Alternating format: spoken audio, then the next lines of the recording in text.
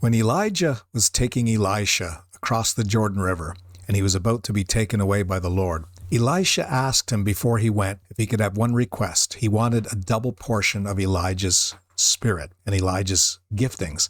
And Elijah didn't say it was impossible, but he said it's a hard thing. He said, but if Elisha saw him ascend, then he would have what he wanted. Then a chariot with horses, all on fire, came along, divided the two of them, and swept Elijah up into glory. And then Elisha was saying, my Lord, as if he's letting him know, I fulfilled the criteria for the double portion. I see the chariot and horsemen thereof. And then Elijah's mantle fell down and he took it. And this is a foreshadow of Jesus Christ. Because in Ephesians chapter 2, the Bible tells us that Paul was praying for those Ephesians, and he said, I'm praying that the eyes of your understanding be opened, that you may know.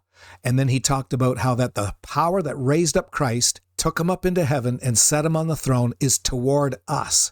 And we've got to see with the eyes of our understanding.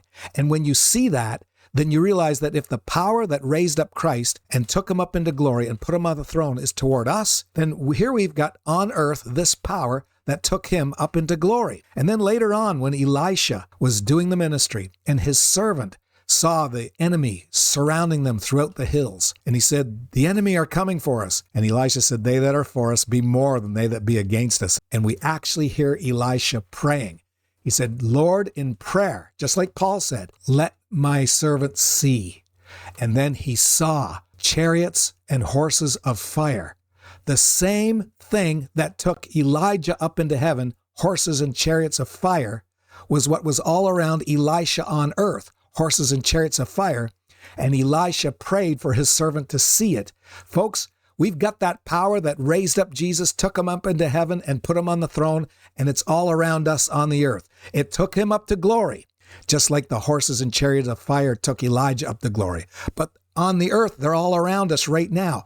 But Paul said, like Elisha, I'm praying that you can see with the eyes of your understanding. If you can understand this, if the devil had the power of death and Jesus Christ was raised up from the dead by the power of God's Spirit, and that power is toward us, then in effect, we've got more power than hell ever had, and we've gone beyond the level of anything the devil even had for power.